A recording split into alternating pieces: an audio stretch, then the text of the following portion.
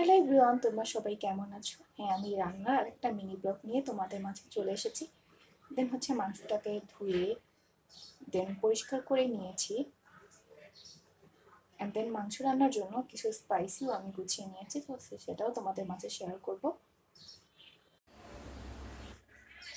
এই যে দেখো, পেঁয়াজ, আস্ত একটা রসুন, দেন কাঁচামরিচ, অ্যান্ড দেন এগুলি আদা রসুন বাটা, জিরা বাটা।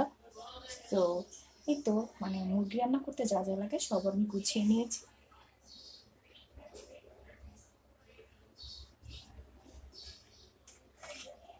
সত্যি হলো মুরগিটাকে ম্যারিনেশন করে নেই।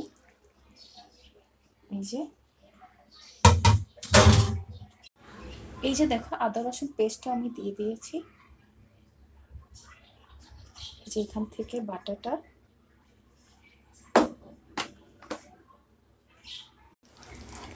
এই যে দেখো কষানো হচ্ছে চিকেনটাকে।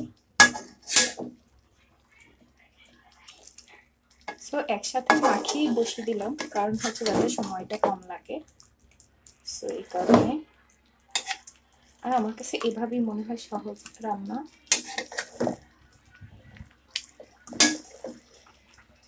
সো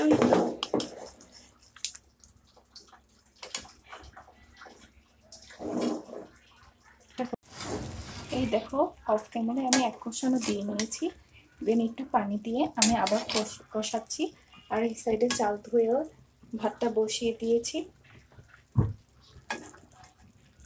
সো আমি একটু মাঝে মধ্যে একটু রান্না বান্না করি, সো ভাবলাম আজকে তোমাদের সাথে শেয়ার করি। কালারটা মাশাআল্লাহ অনেক সুন্দর এসেছে। এই যে, আর এখানে ভাত হচ্ছে।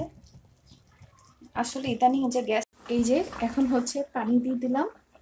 দেন সেদ্ধ হয়ে গেছে মাংসটা, এখন ঝোল দিয়ে দিলাম। দেন কাঁচামরিচ দিয়ে দিয়েছি। আর দেন এখন জিরা দিব। এই যে জিরার ফাঁকি। সো এই যে এখন একটু আমরা জিরার ফাঁকি দিয়ে দিচ্ছি। বাস, এখন ঝোলটা টানলে নামিয়ে ফেলবো। দেখো মাশাআল্লাহ আমার রান্না বাড়া কমপ্লিট হয়ে গিয়েছে। সো সেটা তোমাদের মাঝে একটু শেয়ার করি। এই যে দেখো, মুরগিটা রান্না করেছি, তরকারিটা মাশাআল্লাহ খুবই সুন্দর এসেছে। এখানে ভাত, সালাদ। সো এই আজকে আমাদের দুপুরে। আমি আমার বোন এখন খাবো, দেন আম্মু একটু পরে খাবে। সো এই তো দুজনের প্লেট এনেছি।